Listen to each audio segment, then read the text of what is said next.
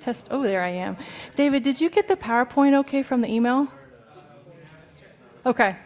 All right. Good evening. Welcome to Cooking with Friends. We're so glad you're here. I am Sandy Lohr, and I actually cooked in August, and then September, Sarah and Jeremiah cooked. And last month, when Sarah and Jeremiah were up here, Nina came up and talked about doing salad in a jar, but she was unable to do that today. So last week, was it Amanda? Was it you who asked for chicken tetrazzini? Were you looking for vegan or vegetarian? It didn't matter.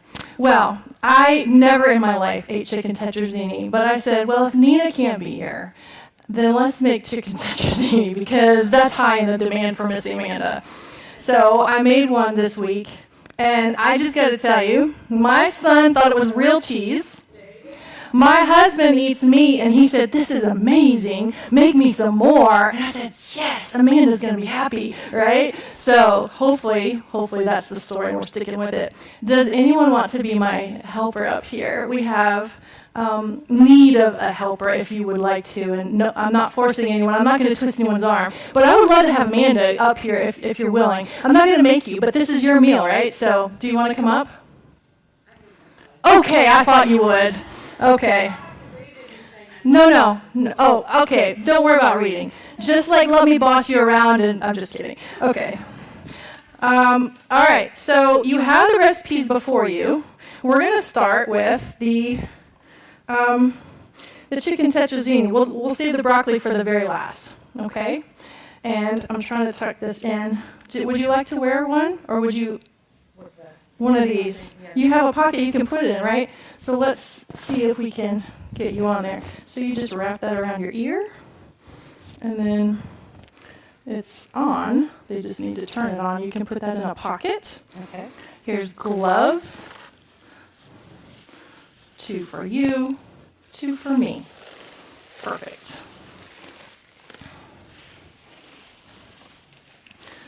These are the glamour gloves. They're big. Better too big than too small. Okay. That's true. All right. So, Miss Amanda, I don't know you, and I welcome you here. So, Jeremiah usually makes the audience laugh. So, your job is to be the comedian while I cook. Can you do that for me? I might be able to swing something in there. You better, because I'm pretty boring. We're going to start with the vegan chicken tetrazzini. And it tells you to prep the ingredients before you make the sauce. And so let's talk about, we try to keep these ingredients where you can it's easy. You go to the store and you buy it. But this is so good. I'm going to tell you about this. It's not easy because you cannot buy it at Food Lion, Kroger, or Walmart. But I'll tell you, there's 3 places you can buy it. Amazon. No, that's one. 2 is, so I bought this bag the first time I saw it on Azure Standard. And I said, I wonder what that is. I'll try it. So that was last year. I tried it for the first time. And the reason I like this is because it has one ingredients, whole non-GMO soybeans. That's it, one ingredient. So it's basically dehydrated soy. And they call it soy curls. The brand name is Butler. And you can buy it on Amazon. I bought it on Azure Standard. Probably none of you have an Azure Standard drop besides me and the Squires and the Hollands. But you can, if you look at Azure Standard website and you find that you want to start buying from them, they have a drop once a month at Cars Creek exit off 64. And that's where you should look into that. You would be interested. There's all kinds of good stuff there on Azure Standard. It's AZURE. Standard dot, I don't know, it might be, I don't know what it is. Azure Standard, look it up, it might be .com, who knows. And then, sounds like a color. Yeah. Azure. Exactly. And then the other place you can buy it conveniently here, it comes in this bag, which I already opened because I already made 3 batches today for you all. But it's the same thing. It just came in a different bag, but it has some attachment of ingredients. We sell it here for $7 a bag. I think on Azure Standard, I got $6 a bag. It depends on how many you buy. Amazon, if you just buy one bag, it's going to be like more expensive. If you buy a lot, it's going to be cheaper. So anyway, you can buy it here today if you want to go home and be like, I need to make something, right? Okay, and the other thing is the web link, the ingredients have been uploaded to our website. And so this is coming from like a blogger, right, with her recipes, and she has a whole section of recipes for these soy curls. So she has like, I don't know, maybe 15 or 20 recipes for these. I've used these for fajitas. I've used them for, what did I make? I can't remember. Anyway, they're good. What do Okay. they taste like? Right. So soy, it's like, have you ever had tofu? Tofu is plain. It has no flavor except what you do to it. So we're going to show you right now what we're going to do with it. We're going to put it in a bowl. So these are 2 different bags. Let's just dump both bags in the bowl. And we don't have a good workspace. Let me make you a space. I don't think I'm going to need my second burner here, so I'm going to get rid of it. So let me do that. And then you have a little space.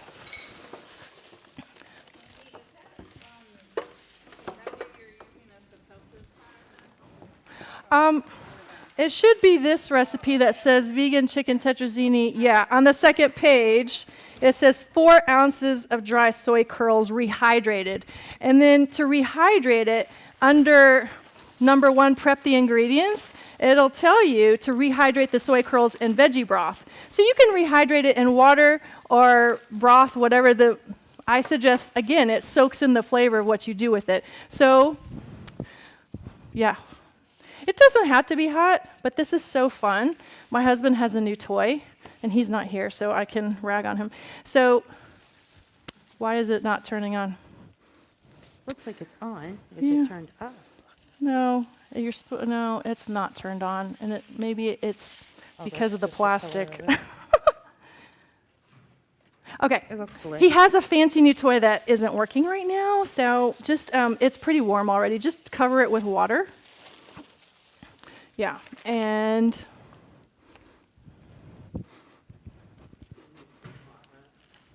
no, it doesn't need to be hot. And was it from Amazon? It was, of course it was. Yes. Yeah.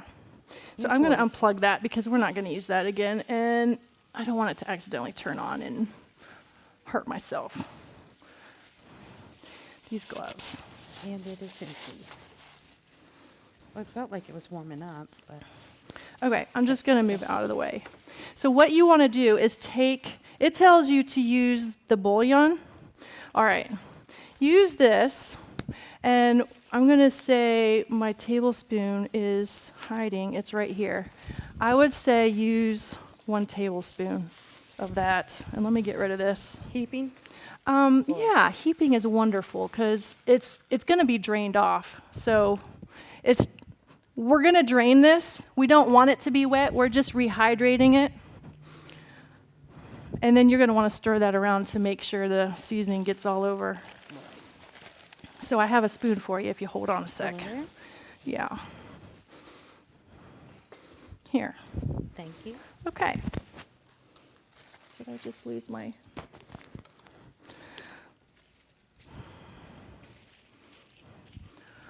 And you can, if you want to, scooch over a little bit more towards the center because I don't know if we're too far apart for the camera.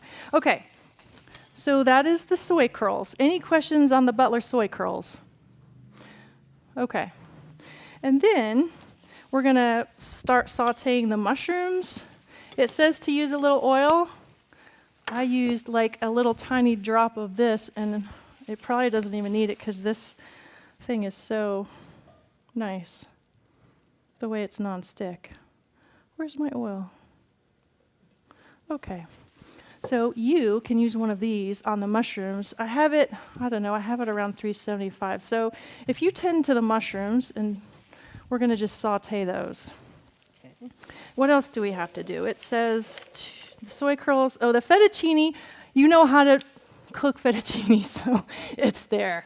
We did that already. And then that's it, curls, fettuccine, mushrooms. Okay, so while you work on the mushrooms, I'm going to work on the sauce, and it's not going to take, this is like a super fast meal. It's amazing.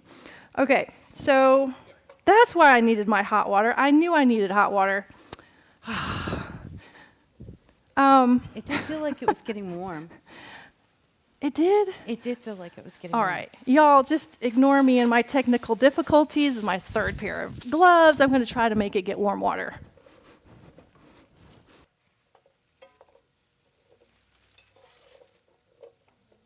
Might need more water. Can you fill this up in the sink, please? It's getting warm. Like, leave a little from the top.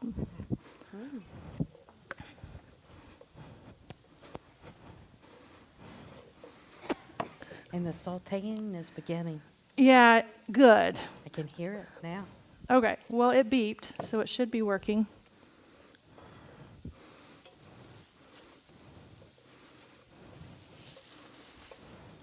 So the soy curls, they start softening. They're rehydrating. They're looking good. Thank you, ma'am. All right. It's still not working.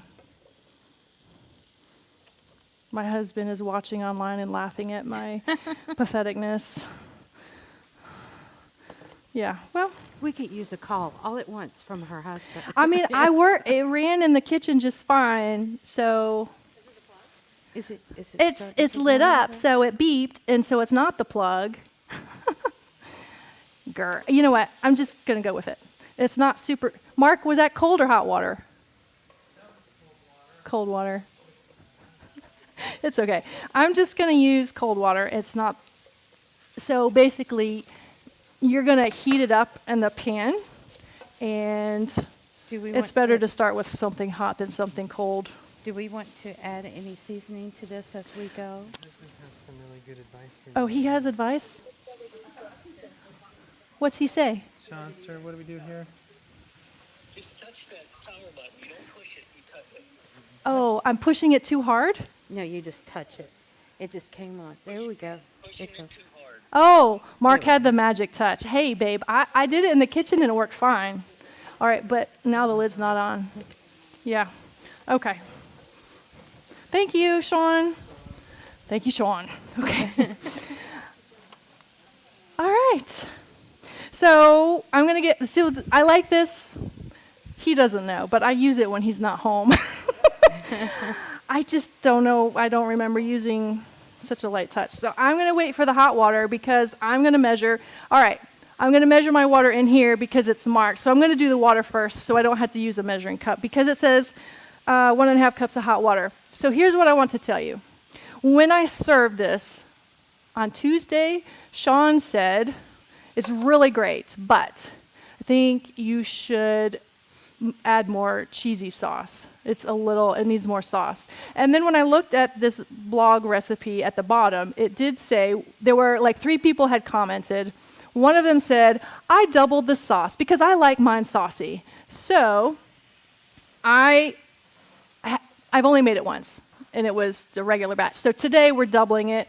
The batches I made in the kitchen were all doubled, except I made a gluten-free batch because some people are gluten-free. The gluten-free, I forgot to double, and I'm sorry. But this one, I'm going to double. So I'm going to look for, instead of 1.5 cups of hot water, I'm going to do 3 cups. And I think when I made the earlier batches a minute ago, that it looked better with the double batch cheese sauce. So, all right. Well, it's not going. the lights on. Ask Sean what's going on. It says 73 on It's top and 70. 176 set on the It's- bottom, but it's not. But usually It it went goes up up. For, one. oh, it is. It's going Never up mind, Sean. It's slowly. working. I'm just impatient. While that's going, so I'm doubling everything. So silken tofu, I think I've talked about once before. I'm trying to remember what I used it for. One of the recipes I think I did a silken tofu. Oh, remember at Christmas time I did a vegan meatball? It used this, and I told you the silken is always kind of wet and soft and mushy. So I tend to open it with a pair of scissors, and Walmart does not sell silken tofu. You have to get this at Kroger. I don't know about Food Lion. I don't remember. But I tend to slice it along the top and then just rip it open. And there's a little water I usually drain, but I think right now I don't have a place to drain it, and it's not a lot, so it's not going to be Would the you end wanna of the put it world. in this bowl that is going to be used for something. to put back in? Yes, yeah, probably your mushrooms or something. I don't know. Why is it at 73 degrees? It's Well, not Trying to working. go up to 74. Now Sean's thinking I broke his machine. Okay. Raw cashews. We have used raw cashews in the past for, let's see, Heidi Gayton, when she did a recipe, she did a big Mexican meal. She did a cheesy sauce. Kate Hinderer came. She did some cheesy stuff. So whenever you make like a vegan cheese sauce, we usually use raw cashews. I will also tell you, they don't sell this at Kroger or Food Lion, at least not today because I couldn't find it. But I usually get them, I don't even remember, maybe as your standard. But you can get them at Walmart, okay? So I'm just going to use my water that may or may not be hot because it still says 73. Yeah, usually it makes a noise and it boosts off, whatever. Okay, so this is not hot. It's going to be okay. 3 cups. So I'm just doing the water first so I can measure to 3 cups.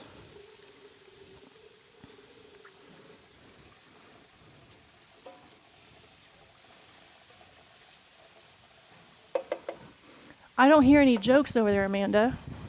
Just watching the water flow. All right, raw cashews is a cup because I'm doubling it. Oh, are there any mushroom haters in here? Because I'm a vegetarian and people get really mad at me because I hate mushrooms. And they're like, what kind of vegetarian are you? They want to serve me mushrooms because they can't serve me meat. And they get mad at me. I'm like, I'm sorry, but I Well, don't like it's the not a fungus among us. vegetable, it's a fungus. It's fungus and it's gross. So if you're a fungus hater like me, I made a whole batch without mushrooms. So, No fungus included.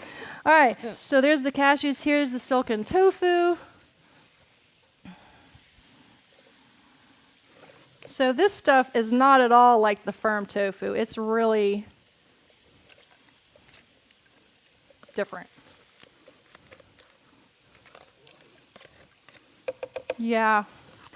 You can, silken tofu, you can make like a chocolate mousse. You can do all kinds of Is this fun, fun? creamy stuff. Yeah.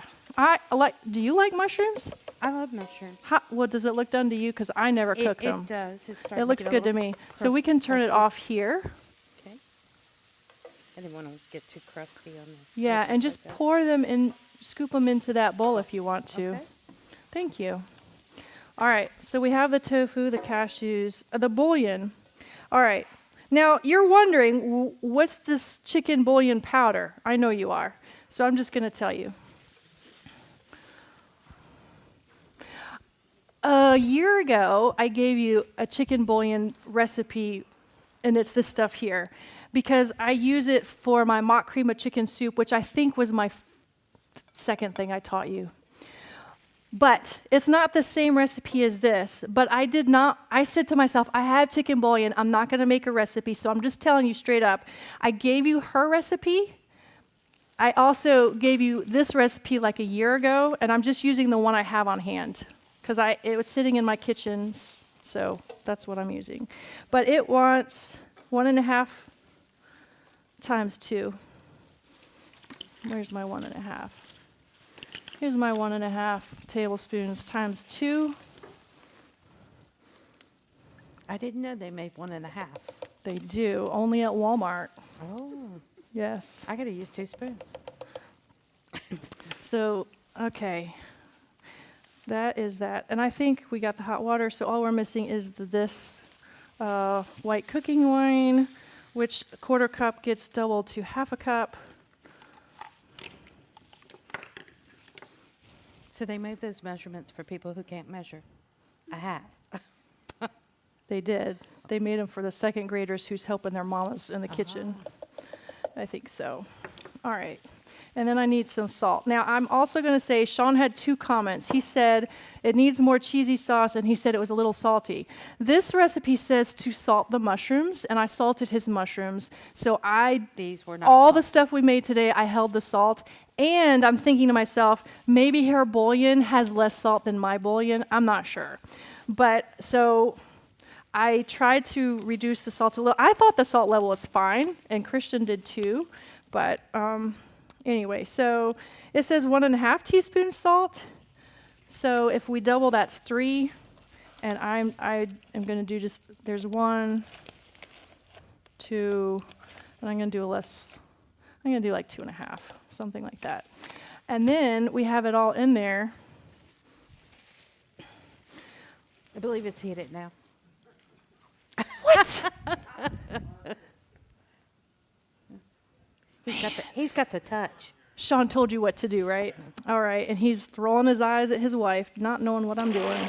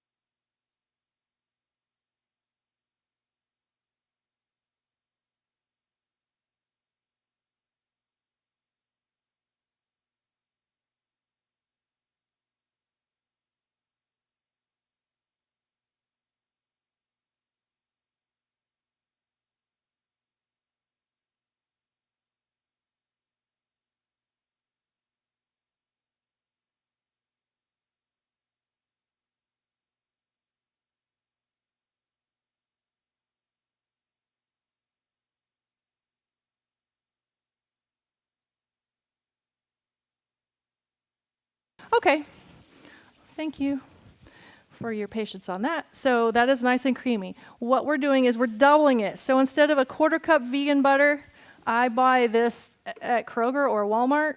I don't know about Food Lion, probably. So I'm doubling it to get 1/2 cup. We're going to melt it. It's just like any white sauce you've ever made as like a dairy.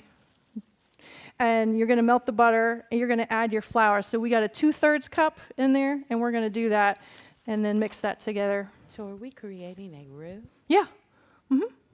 Okay. Yep. Roux. R-O-U-X. One of my favorite words. Okay. And then what? That's it. So so while she's doing that, I have this little. Adrena saw this at my house and said, I have one too. My husband got this for me for Christmas. Did your husband get it for you for Christmas? She got it for herself for Christmas. That works too. All right. So now it says that you're going to top this whole thing with vegan cheese seasoning. So I gave you a recipe that we're fully skipping. The bouillon, I'm fully skipping because I gave you this recipe and I think I've made it with you in the past. I don't know. But you have that recipe. So I'm skipping it. But it's very similar. It's just adding certain things. So what we're going to do is I am, with you, going to make the cheese. So you do have, this one's mine, so hopefully I know how to use it. Okay, there. Okay. So I am now moving on to, because we got to melt that and do the flour and stuff. It says 1 to 2 tablespoons vegan cheese seasoning that you're going to pour on top of this, the noodles on the very top. So I need to find that recipe. I might not have it. Vegan chicken bouillon powder. Oh, it's right here. Okay. So mine printed out weird. I don't know if you're printed out with a big space. Yeah, I have one. So 1 1/3 cup nutritional yeast. We have talked in the past more than once about yeast flakes. You can buy it at Walmart. You can buy it at the cheese shop in Stewart's Draft. I think I saw it at Kroger today, and I think probably Food Lion has it as well. Oh, we have some here for sale. Okay, good. I didn't know that.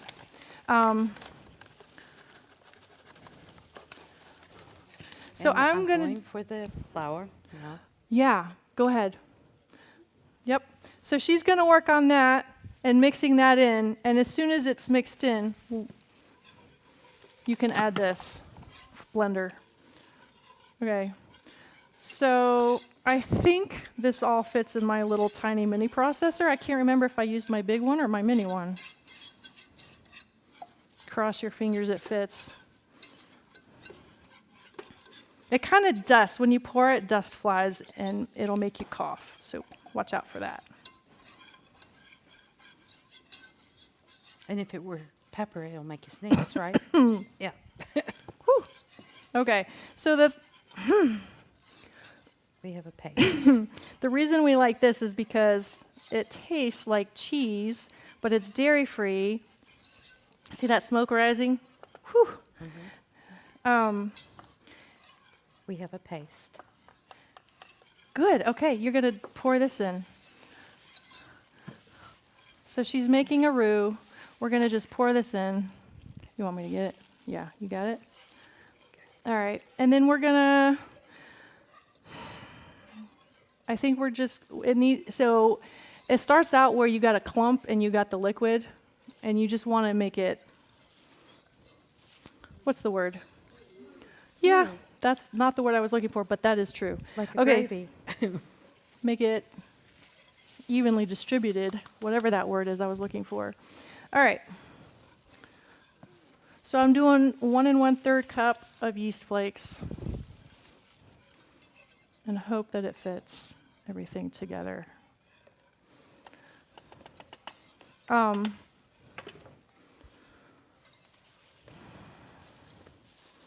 How's it looking over there? It is looking thicker. You're doing a and good thicker. job. Okay. I knew I called the right lady up here. Oh, I need granulated garlic. All my spices are right here, right? Okay. I think I need to open these all because they're brand new. I should have opened them before. It's looking good. It's looking really good. Okay, so garlic is a quarter. Is this going to fit? A quarter cup? Oh, dear. All right. You can get it. You have faith? Yeah. My husband's like, okay. Maybe, maybe not. Let's see. A quarter cup of onion powder.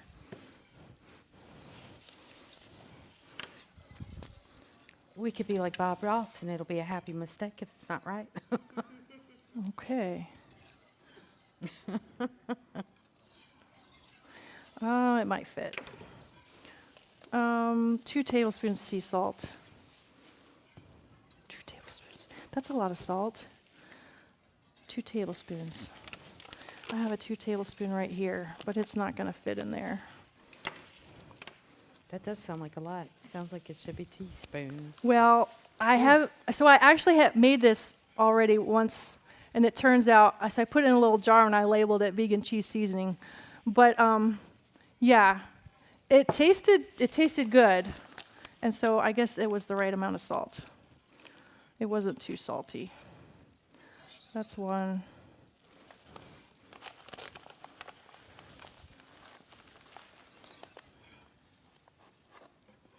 That's 2. Okay. And then the black pepper is 1 tablespoon.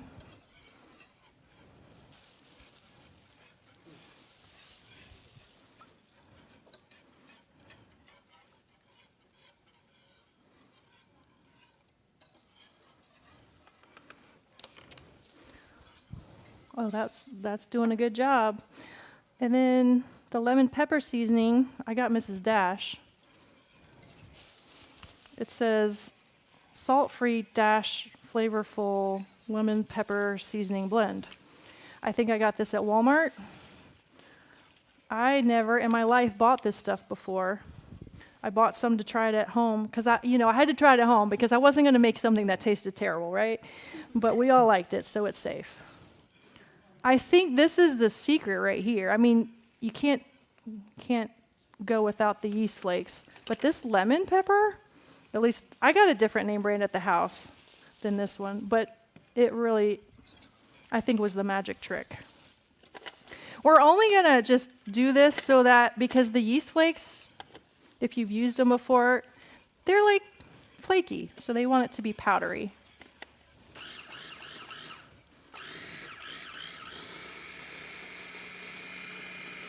And what consistency are we aiming for with the sauce? It should be thickened. That looks pretty good. Good. Yeah. All right. Perfect. Just want to make sure it didn't scorch in the middle. So we are good. What you're going to do is we'll turn this off. It looks, I wish we had a camera and could show you. It looks really nice. It's a good consistency. What we're going to do is we're going to take our noodles that now are so cold, but that's okay because you got hot ones in the oven. We're going to take that ladle and do like 3 or 4, probably 4. No. Take 4 of those and pour it over here. Maybe more than 4. I turned it off, right? It's bubbling. Residual bubble. Yeah, residual. Kind of like that teapot works after I walk away. Okay. Let me see if we can stir this up. I don't have a big stirrer. Would you like to use this? Yes, that would be lovely. We're gonna, so the recipe tells you to mix 1 cup with your noodles. So I think we went for maybe 2 cups because we're doubling it to make it a little cheesier. And that looks good. So this looks like fettuccine Alfredo is what it looks like. It looks good. Nice and saucy. All right. We're going to pour it in our pan. I think it will help if I just move this out of the way. And then this is thickening more as it cools too. Okay. So, yeah, we're going to use more of that. Hold on. So you didn't use all of it. You just put some of it in here so that the noodles look like fettuccine Alfredo. It's nice. It looks like ready to eat. But you're going to make it even better because she made fungus, and we're going to add that to it. And Patty and Wayne know that I hate white food. I mean, this one's good because there's no mayonnaise, there's no sour cream, there's no cream cheese, all that nasty white stuff that I hate. This is good. I like this. All right. Because they have a son-in-law who's weird like me and won't eat white food. Like all that white creamy food, we just don't like it. All right, so then it tells you to layer on the mushrooms, which we'll do. Just kind of throw it on there. I use my hands and kind of throw it around, make it even. Then it says to put some sauce on top of that. So we'll add a layer of sauce. I feel like we could have used a little more mushroom, and I apologize. Okay. Well, maybe you might not taste it if you bite one bite. All Miss right. it. Go ahead and spread some of that goodness around. And I can spread it with this. Yeah. And this is good and thick now. Yeah. It got a little thicker, didn't it? Mm-hmm. So you grew up eating chicken tetrazzini? I occasionally got to eat chicken tetrazzini. Did your grandma make it for you? No, I ate it at the hospital. Oh, no. You And would it was think good that at the would hospital? Not be good, Oh, but no. it was good. I think They had an occasion. that seems good. Stop. Okay.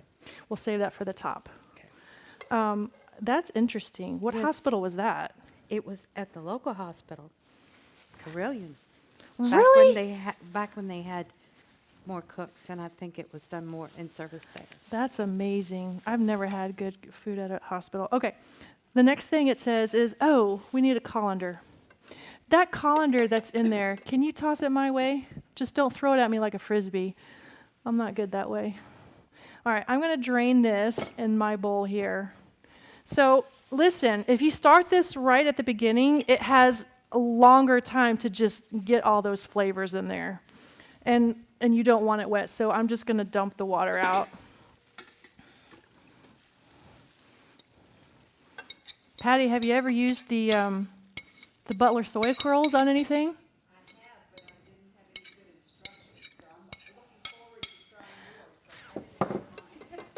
Good. Well, Adrena, have you used them before? Has anyone else used them besides Patty? Michelle has. What did you make with it?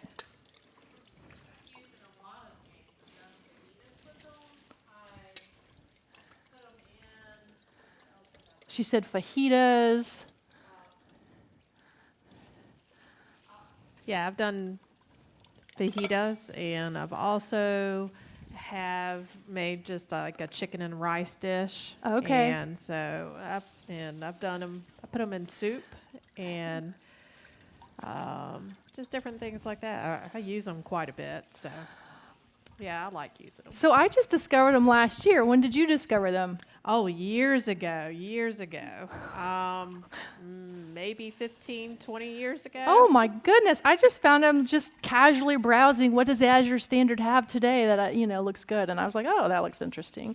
So my colander isn't the best. It has all these holes and it doesn't really drain. So anyway, and then I just kind of spread it around. And then when this is done, you're gonna put the rest of the cheese on top, and we'll spread it with the spatula, and then we're gonna, that cheese topping that we just made, we're gonna put, it says 1 to 2 tablespoons on top. Okay, so this looks like it has enough chicken, so I made more than I needed. Let me just spread it around. Yeah, thank you. Okay. But I told you my husband eats meat, right? And he loves this. So actually, the first time I made it, I think it was like a year ago. And I can't remember what the first thing I made was. It wasn't fajitas. It was something else. And he said, you can make that anytime. And, he eats meat. So he really enjoyed the soy curls. So that's encouraging. Chicken with broccoli. Yeah, I mean, there's so... Chinese. So, Michelle, do you tend to make your own recipes? Or do you use like a regular recipe and modify it for the soy curls replacing your chicken? I've done both. So I have found recipes that specifically use the soy curls, but I've also just pull up any recipe that you would use chicken in and just replace the chicken with the soy curls. And, you soak the soy curls, you can saute them to give them a little bit more flavor. It gives them a little bit more crunch, a little bit more tooth to the bite. To it. And so, yeah, I've done both. I feel like one of the recipes I did when I rehydrated it, I put soy sauce in it because soy sauce really soaks into it like it does tofu, of course. So you can make some good stuff with that. I can't remember what that was for, but okay. So what I suggest when you make this powdered cheese, my hands are a mess. So I made a little label based on what the blogger had said on your recipe. She said, I like it for, so I made my list. She said, I like it for garlic bread. You just like add butter to this and make garlic bread. She said, pour it over popcorn or use it like you would normally sprinkle Parmesan on your pasta. Or you can also use this to make a cheesy pasta sauce. So those are the things she listed. So I just, store it in a jar because you're not going to use all of this, right? It's going to save. So when I make this, when I showed you the recipe for this a year ago, it makes a big batch and I save it in a Ziploc and I use it all the time, like for mock cream of chicken soup, which my family loves. Okay, so that's ready. It just wants like 1 to 2 teaspoons of this stuff that we made. Now I would like to. My kitchen helpers. Hey, What would you like? Trudy and Teresa. And right next to Trudy, there's a cabinet with little dishes. Can we have as many little dishes as possible? Because with spoons, like maybe the little spoons, because I want everyone to be able to just get a little tiny spoonful and see what it tastes like, because I think you'll be surprised. I mean, you'll taste it on the casserole, but I want you to just taste it plain so you can see that lemon pepper really makes it kick, and it is so cheese-like. Christian thought it was real cheese, and I'm like, this is amazing. I mean, he's no fool. So, yeah, so that was my 1 tablespoon. And then it's, You know, when you make this at home and you're not trying to think and talk at the same time, it goes a lot faster. But it doesn't take long to put this together, right? Can you take this? Ooh, yes. I'm going to hold on to that, dear, because I'm going to swap with you. Hold on. I want you to take, this is a flimsy thing, and I want you to take this to the kitchen on that because it's very flimsy. Thank you. Okay, so I think what I want to do is pour this into little dishes. Yes, let me get some gloves, and we're going to put that out. But you know, before we do that, our broccoli's getting cold. We need to do something with our broccoli. Do I have garlic, I have lemon. Great. We're going to make broccoli. We have steamed it. I'm sorry, you're going to eat maybe cold broccoli tonight. At the house, it's going to go better, right? When you make it, it won't get cold. But this is an Italian broccoli recipe that most people love. And so I gave you the original recipe so you could see if you want to modify a recipe you like, how would you maybe modify it? So you take your steamed broccoli, I guess, let's see. Yes, here they are. Oops, I'm getting caught. Okay. And let me move some stuff. I'm done Would with you like this. to pour the hot water over it, make it warmer, and then pour No, it then on? it'll get mushy. Let's just Okay. eat it cold. Yes, please. So take this and just put a little bit in each bowl and pass it around so people can take a little spoonful. Would be fantastic. Thanks, Ginger. Okay. It says we're going to drizzle with olive oil, which I thought we had olive oil here, but we don't. So I'm going to use this guy. And so this is a double batch, and this is a single batch. The little single batch is going to be gluten-free because we have some gluten-free people. So I'm going to put a single batch in there and a double in here. So let's see if we can make this work. So 2 tablespoons of oil. And you know what? I think we might want in the kitchen, maybe Teresa or Trudy, I'm sorry, like really large spoons that I can stir the broccoli with as I sprinkle stuff. Like 2 really large spoons. And then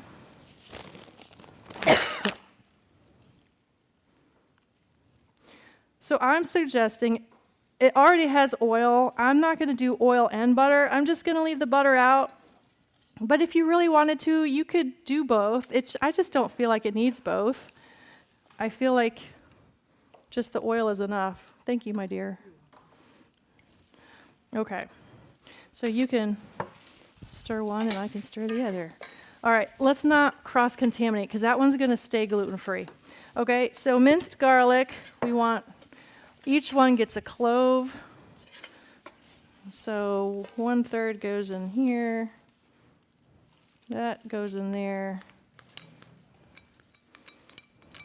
2 of them in here. You can feel free to stir both too. Okay. And then what? Lemon juice, a tablespoon. So 2 tablespoons in this guy.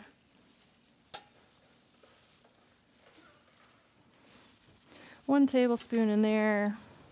I lost my tablespoon. All right. We'll just do that. I'm going to pour this in the other bowl. All right. And then 1/2 teaspoon salt.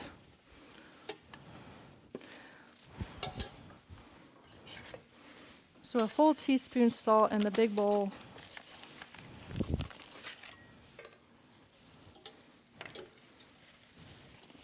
Half teaspoon. I'm going to cross over you. And then Italian seasoning is what makes it. I put it over here.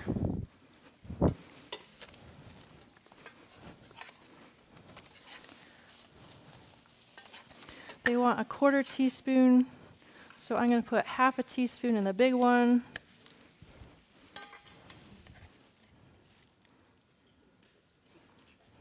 And a 1/4 in there.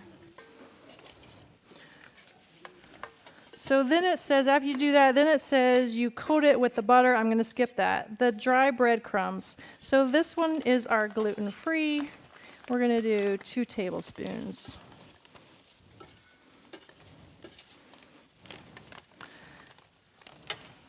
And I don't want to use anything contaminated, so let me just use this.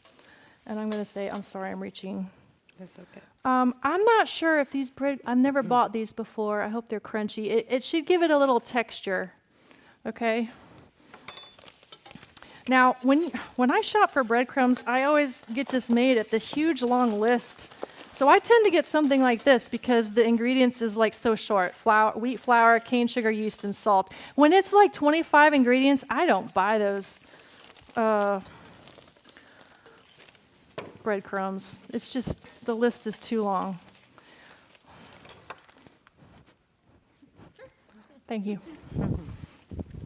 All right, so after the breadcrumbs, then it says Parmesan cheese. So did you taste it yet? Did you taste it? So here's the question. Do you want me to just omit the cheese? Or, here's scissors, if you can, I don't know. I'm breaking everything. Yeah. Did you taste it? Do you want me to put the vegan cheese on the broccoli, or do you want to leave it off? Or maybe I'll leave it off and you can sprinkle it on yourself. Maybe that's what I'll do. Everyone has a little bit, you can sprinkle on your broccoli. So they're calling for real Parmesan. So it's your choice then. Is it all mixed? I think we're ready to eat. Okay, so if you're gluten-free, please take the little bowl. If you're not gluten-free, please take the big bowl. And I think we're ready, right? Oh, no, we need these. Yeah. Okay, so it says 2 tablespoons, so I need 4 tablespoons. I'm just going to pour. You guys, I'm just pouring because they're all wet. See what that looks like. Felt like 2. You think so? Yeah. So I need more then, because I think it needs 4. Okay, I'll add more. See what that looks like. All right.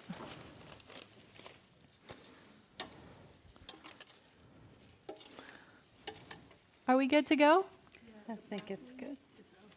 Yeah, this one you can put on the table. I'm going to ask Pastor Luis to come to the front, please, to have a word of prayer for us. I think a lot of you met Pastor Bob. He's at a different church now. We have a new pastor that came in August, and his wife is sitting back there, Adrina, who's going to be our chef next month. So Pastor Luis and Adrina moved here from southwestern, was it near Bedford? Danville? It was Danville area. So they've been here since August 1st, and we would invite you all to have a word of prayer as soon as the ladies are ready. And I got to say thank you, Amanda. You're welcome. You're ready to do this at home now, aren't you? I am. Yeah. Okay. Easily. Good. Thank you. Thank you. All right. Well, let's pray together. Actually, I want to say thank you to Sandy. Sandy, thank you so much for this this lesson. I have been salivating for the last 30 minutes, and I am ready. I'm excited. I'm a cheese-aholic, so I'm excited to taste this more healthy version of cheese. So let's pray together. Gracious Heavenly Father, thank you so much for this this meal we're about to eat together that promotes health, that promotes life. And Lord, thank you so much for the hands that have made them. May you bless it, and may you bless our fellowship together here today. In Jesus' name we pray. Amen. Amen.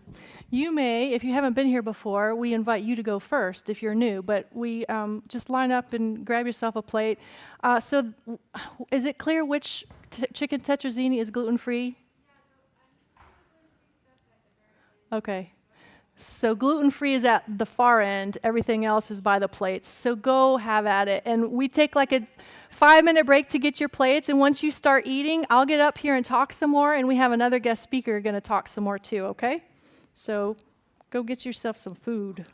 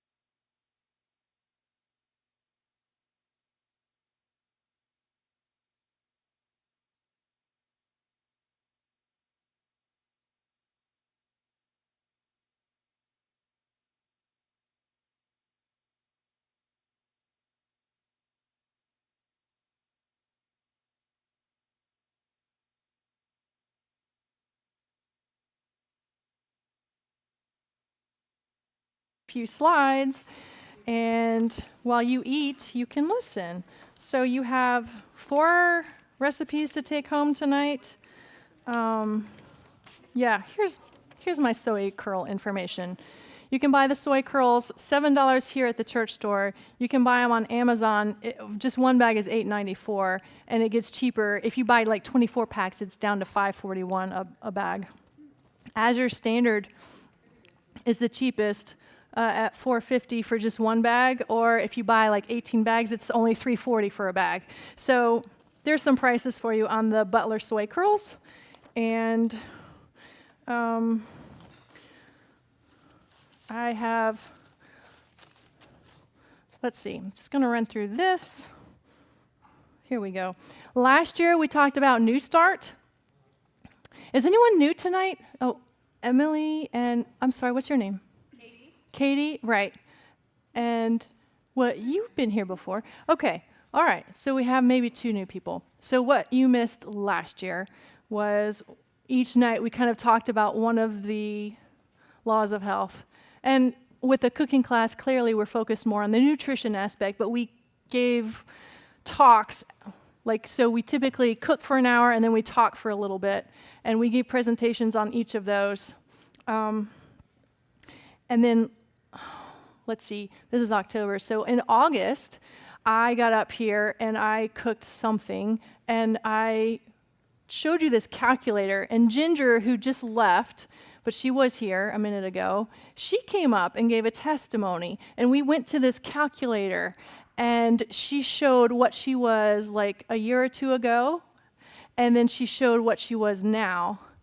And do you remember that? It was quite phenomenal. Like, I think if you go to this, do I want to do this? Yeah, here it is. If you go to that, I don't know. Yeah, calculate now. So we did this in August. You plug in some data, right? And you answer some questions.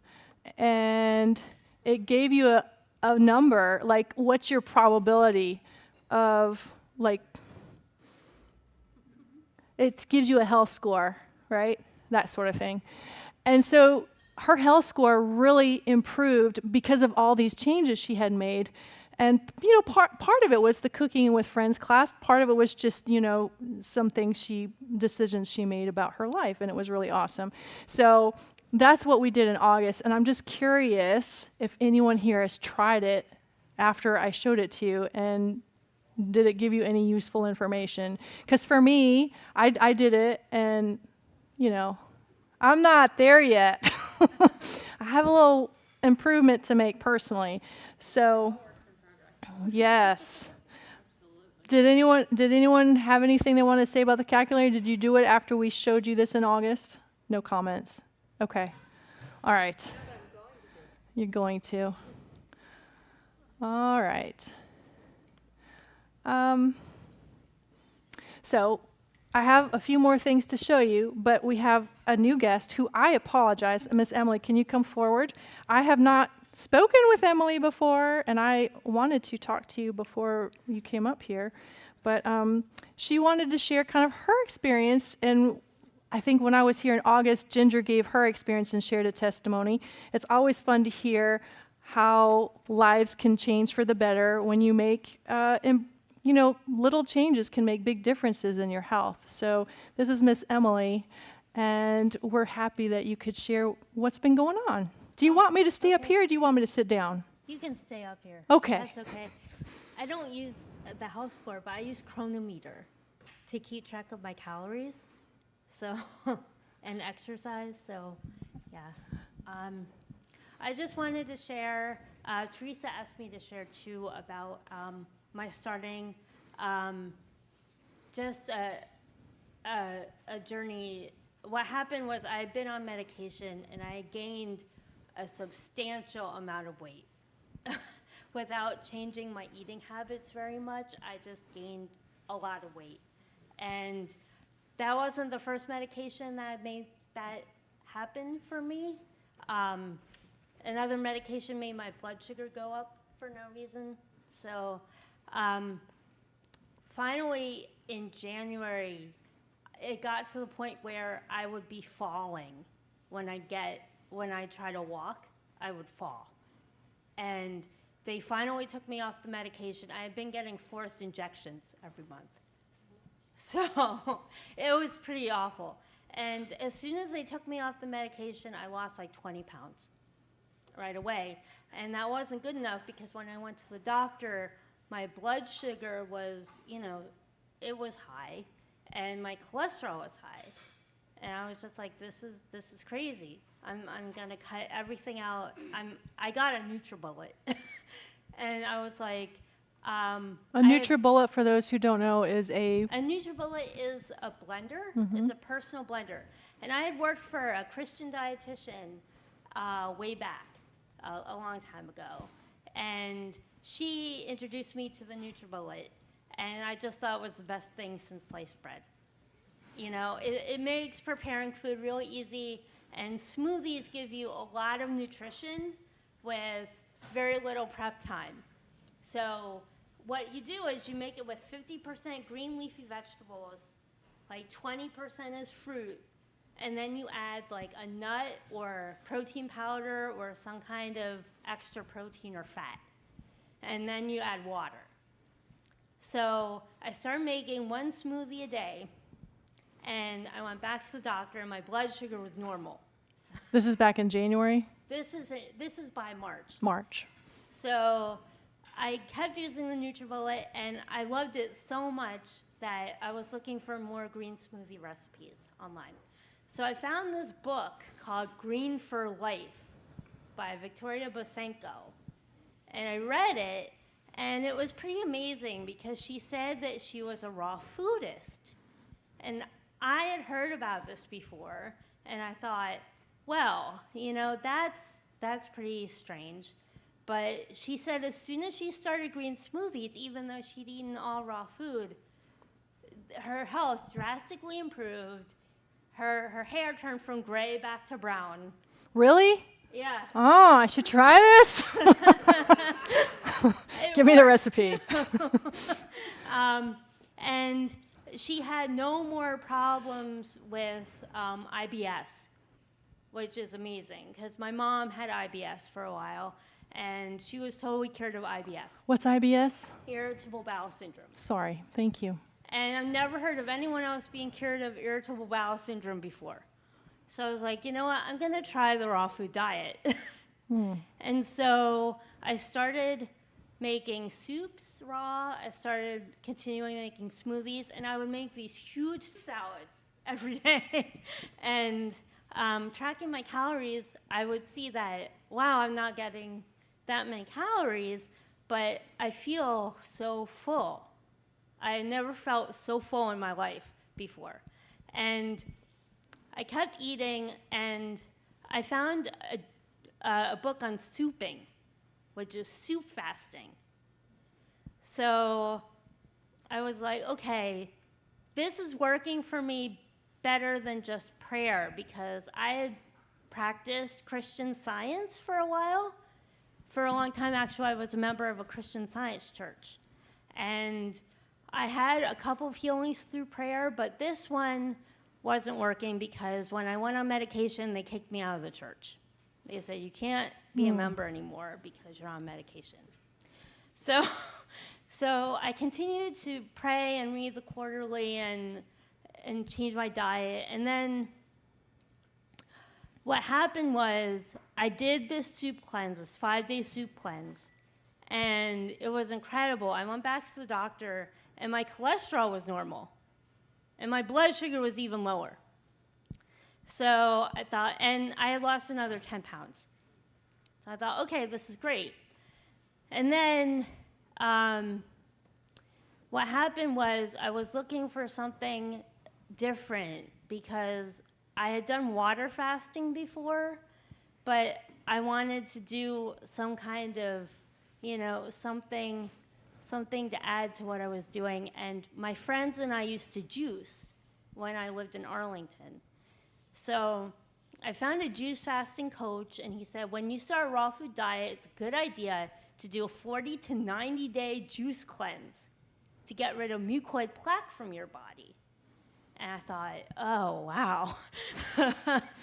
Okay, and I prayed about it, and I thought, okay, this is a great way to get a lot of raw food into my diet, because I saw the juicing recipes, and I thought this is even better than smoothies because you can get more leafy greens and more raw vegetables. So I just finished the 40-day juice cleanse, and it was really incredible. It's really hard eating solid food again. I've been eating food for a week, and it's pretty difficult. You know, it's different because if I eat too much fat or protein, it's immediately obvious. So what happened was that this is like 2 weeks ago. I went back to the doctor, and he was astounded. He was like, I don't want to see you back for 6 months. Don't come back. He's like, your A1C is 5.2. And that's the lowest my A1C has been since I've been on medication. And I haven't taken medication since May, and I'm fine. I mean, it's amazing. It's a miracle. I've been seeing a naturopath, and I've been taking herbal supplements, and it's the most incredible thing not to be on medication, because I would have panic attacks. I would have insomnia. There'd be days where I was depressed, and I couldn't get out of bed on medication. I mean, it was really awful. And my whole life has changed. I have more energy. I started exercising again. I used to be a personal trainer. And I just got the materials to study to take the certification exam again, because I've lost 55 pounds so far this year. And I only have another 40, so I'm pretty excited about that. But the best part about it is that I was looking for another church to go to, and I was like, well, I can't go back to the Messianic synagogue where I used to go. I can't go back to a Christian Science church because I really don't like them anymore. I mean, I read stories of healing where they allowed members to stay in the church that were on medication. And I was like, well, I'm not one of those people. That just didn't work for me. So I prayed a lot about it, and I'm like, well, if I can't go to a Messianic synagogue, I might as well go to the Seventh-day Adventist church. Aw, Because they meet on Saturday. we're So happy to have you. that's a great thing. And it's just really incredible to be part of a community where other people are vegan. You know, I can't even tell you, because the first church I went to, they showed me scriptures about how I couldn't be vegetarian, about how I had to be all things to all people, and I couldn't make waves or, you know, be picky about my food or anything like that. So it's great to be part of a community where I can feel like I can have friends and still maintain my diet and have people not think I'm so weird. Because my parents are like, well, you're going to start eating meat again right after you lose the weight. And I'm just like, no, I'm not. And it was really difficult. The first few months I went raw, except for one of my sisters, my family thought I had two heads. They really did. They were like, you're not cooking your food? What's wrong with you? But there's a simple science behind it. And the simple science is, if you heat food over 118 degrees Fahrenheit, you kill the digestive enzymes in the food. You denature the proteins, and you make the fat rancid. So you're getting about half the nutritional value in cooked food that you are in raw food. And as you get older, your body loses its store of enzymes. So you want to make sure, and this is just a general rule of thumb, that you eat at least 80% raw food. The rest of your food can be whatever. But as long as you're eating like 80% raw food, and getting enough omega-3s, then you're going to stay healthy and you'll look younger. So That's an incredible story. Thank you for sharing that. And we're glad you found us. Thank you, Emily. Before she leaves, did anyone have any questions they want to ask Miss Emily? Okay. I appreciate you sharing that. I am sorry that we didn't get to talk before now. This is the first time I met Emily. But we're glad that you could share that with us. Teresa is the one who connected us. She knew that she wanted to share a testimony. You know what? One more thing. Yeah, here, If come. I don't say it, please don't be mad at me. Hold on. Let's use the mic. One thing that both Teresa and my sister thought was really amazing is that my eyes have changed color. They used to be hazel, like brown, green, hazel. And now they are blue again. So I thought that was really exciting, and that's actually happened to other raw foodists too. They were blue when I was young, like really young. And then they turned green. Wow. So That's fascinating. I wasn't sure exactly what Emily had in store to share, but I knew that she had gone raw recently, so I pulled up some things about raw and cooked foods, just so we can see. I have told you before, I am not a professional chef. I'm not a professional medical person. When I have a medical question, I tend to go to my friend Trudy because she's a nurse practitioner. But Trudy turned me on to this nutritionfacts.org, and in August when I was up here, I played a video from Nutrition Facts that was like, what's the first question someone asks you when you say I'm vegetarian? They say, where do you get your protein, right? And so do you remember that video? The comeback is, where do you get your fiber, right? So the study that we looked at in August shows that no one has a problem getting enough protein. No one. Everyone has plenty of protein. The real question is, where do you get your fiber? Because there is a serious depletion in fiber. And so that's the real problem that we looked at with nutritionfacts.org in August. So I just pulled up a few. I had no idea Wayne was going to be here today. So this one, I wasn't sure if I was going to show or not, but this one I want to show. Let's see if we can make it work.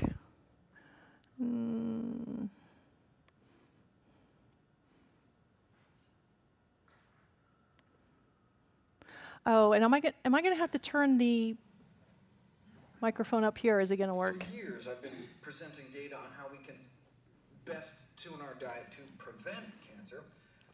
What if you already have it? There's been a burst of new research. For example, we used to tell cancer patients to rest, conserve their energy. But now there's evidence that cancer survivors may survive longer if they exercise. But what about diet? Where are the data? Well, we know that eating cruciferous vegetables like broccoli may help prevent bladder cancer, so I guess it should come to no surprise that broccoli may help with survival as well. This was a study done at Roswell Park following a few hundred bladder cancer patients for about 8 years. Of course, many didn't live that long, but in teasing out which factors seemed to improve survival, they found that raw broccoli consumption appeared the most powerful. Cooked broccoli wasn't useless, but this definitely makes sense given the whole sulforaphane story I talked about before. Eating just a single serving or more a month of raw broccoli was associated with half the cancer mortality. If you know anyone with bladder cancer, go buy them some broccoli, or even better, a broccoli seed sprouting kit. Fruit and vegetable intake also improves survival from non-Hodgkin's lymphoma, especially green leafy vegetables and citrus. Though it is sobering to note that only 22% of the patients in the study followed public health recommendations for the minimum intake of fruits and vegetables, suggesting that the lymphoma diagnosis may be an important teachable moment to improve diet and other health behaviors. If a cancer diagnosis can't get someone to eat their greens, I'm afraid nothing will.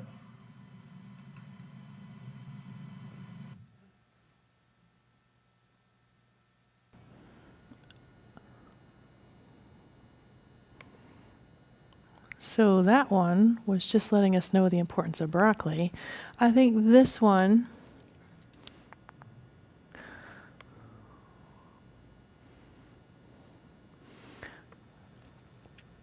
I think the point he's making in all of this is it's good to do a combination. Raw and cooked both have their It's not what importance. you eat, though, but what you absorb. Check out this study on long-term raw foodists. This study was done in Europe, so the average Western diet here wasn't terrible. 4 servings of fruits and vegetables a day versus a better diet, 7 servings a day of fruits and veggies, both raw and cooked, versus a raw food diet in which they ate, on average, a whopping 17 servings of fruits and veggies a day, leading them to have about 3 times the beta-carotene intake. But that's intake. How much of it actually got into their bloodstream? Blood beta-carotene is considered a good surrogate marker for a healthy diet. Tell me what your blood beta-carotene level is, and I'll tell you what your health risk is. So, who had the most beta-carotene in their bodies? Those eating 4 servings a day, 7, or 14? It was the middle group, the 7 servings a day group, because cooking can boost the absorption of phytonutrients like beta-carotene. Like the cooked carrots having more antioxidants than raw. The raw foodists here were eating 17 servings a day and basically had the same amount of this phytonutrient reaching their internal organs as those on the crappy standard diet. So I recommend a combination of raw and cooked foods. A couple years ago, I bought a raw uncooking cookbook because I wanted to try it. And it's the last video. I'm going to show you one more. But I think that study was looking at long-term raw people. So I think, everyone needs to do what they think is best for their body. And I think I tried raw for a very short period of time. And I think it's good to have a balance of both. In this recent study of 50,000 men and women, those who ate the most apples appeared to have significantly less risk of having a heart attack in the 8 years they were followed. But those drinking apple juice appeared to increase their risk. That makes sense. Apples, like all whole plant foods, are packed with fiber, which may lower cholesterol, whereas juice consumption, no fiber, just sugar, has been tied to the risk of diseases like diabetes. So, nothing new here, but what about this one? 20,000 men and women follow for 10 years, an estimated 34% lower risk of coronary heart disease for those with a high intake of fruits and vegetables. But they went a step further and compared raw versus cooked. No such study focusing specifically on raw versus processed fruit and vegetable consumption in relation to coronary heart disease incidence has ever been done until now. What do you think they found? Well, in the past we've learned that daily salad consumption, for example, may significantly decrease one's risk of dying from heart disease. In this study of 11,000 vegetarians and other health-conscious people, daily consumption of raw salad was associated with a 26% reduction in mortality from ischemic heart disease. So we know raw is good. At the same time, we've known for 15 years that phytonutrients like lycopene in tomatoes appear protective against heart disease, and cooking dramatically boosts lycopene bioavailability. This was actually an interesting study. It's hard to trust what people tell you about what they eat. So instead, people admitted to the hospital for heart attacks had a plug of fat tissue taken from their butt and just had it analyzed to basically confirm how much tomato sauce they'd really been eating. So anyway, raw or cooked for heart disease prevention? And you probably guessed it, the answer is both.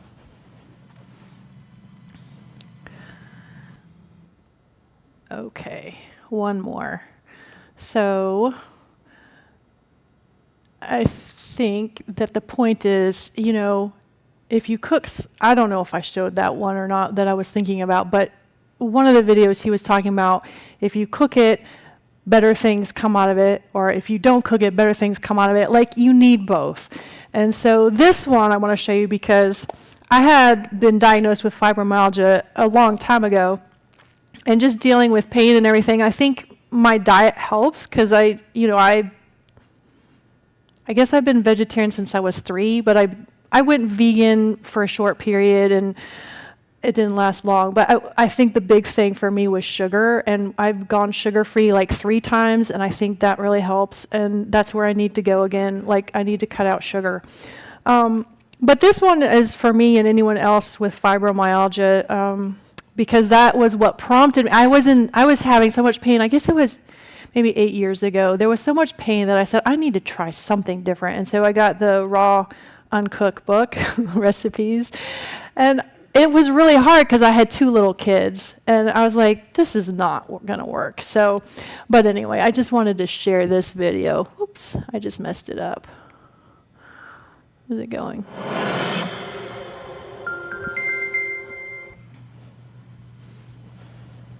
Raw vegan diets seem to really help reduce fibromyalgia symptoms.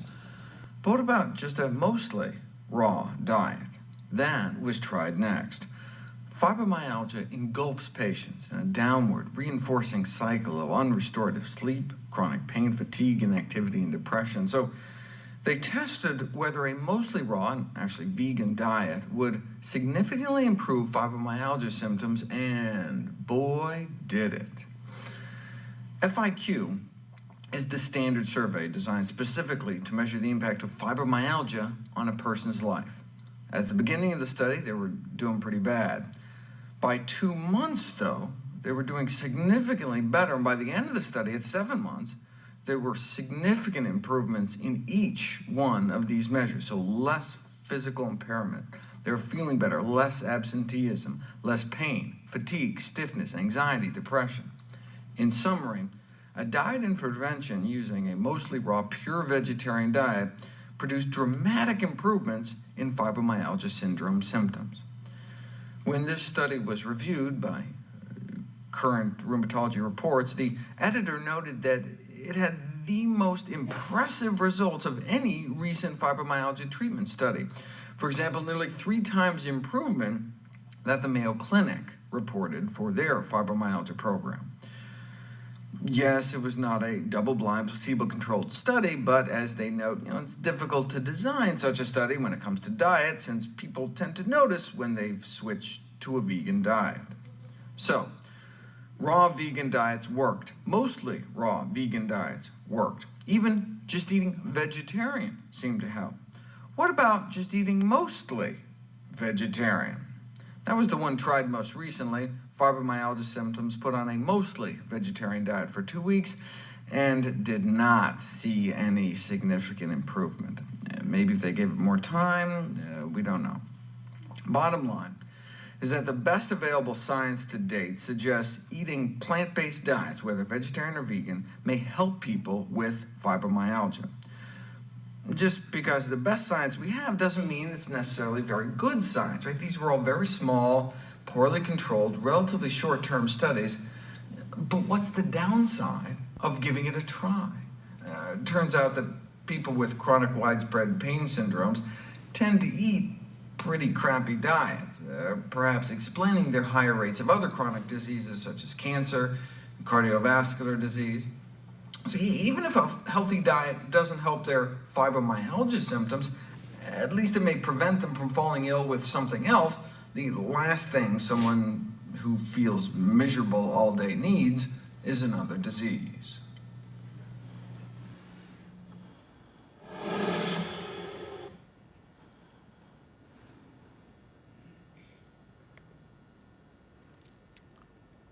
Okay. So maybe last year I gave a talk, and this year I'm doing more videos. It's kind of like when you go to class and you're in school, and it's like a field trip almost when they show a video. I was hoping that maybe I'd give you a break from listening to me jibber jabber, because I'm not a scientist, medical professional. But anyway, I wanted to remind you, we do have a collection of recipes from the past 2 years on our website. It may not be the easiest website to remember, so if you just Google Buena Vista Seventh-day Adventist Church, it easily pops up. there's a little menu bar at the top, and if you click on ministries, one of those ministries is the Cooking with Friends.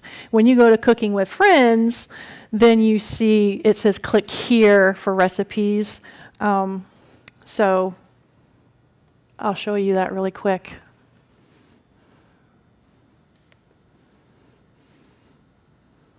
Because I can. Here we go. So ministries is at the top. Cooking with Friends, click there. And this is where if you want to bring someone new, they can register down here so we know how much food to make or whatnot. But here, if you would like to download or print recipes, click here. So you just click there, and you can see we even got our vegan chickenless tetrazzini Italian broccoli from tonight, and then, it goes on from the past, all the meetings are there. Okay, so that's available to you. And we are planning to continue Cooking with Friends the second Sunday of the month. And I wonder if Adrena would like to come forward with a mic and let anyone know. Do you have a plan? Yeah, where'd that microphone go? Aha. So Miss Adrena is going to be our November 12 chef. I'm super excited. It was very difficult for me to decide because I love to cook and I love international recipes. And so next month we are going to be making arepas. They come from Venezuela, and I'm not from Venezuela. I just have a good friend who's from Venezuela, and he taught me how to make them. But it's an extremely amazing thing to make because you can use the base of it to make lots of different things. So we are going to make arepas 3 ways. So we'll make them the traditional way, and then I'll teach you 2 other ways, a breakfast way and a dinner way. And how do you spell that? Arepa, arepa. Okay. Thank you. Yeah. We're excited. How often do you make them at your home? All the time. Does I was going to say, what does Pastor Luis have to say about it? That's exciting. So she's got November 12. December 10 is Heidi Gayton. Her in-laws are here from Michigan, so she's not here tonight. But she expressed the desire to share some holiday recipes. And I forewarned her, hey, last December we did holiday recipes, so let's not repeat. So she's got some more holiday recipes in December. And I think that is, just leave that slide up so you know. Anyway, I think I messed it up. So that's all we have for you tonight. Did you all enjoy the chicken tetrazzini? Yes? Good.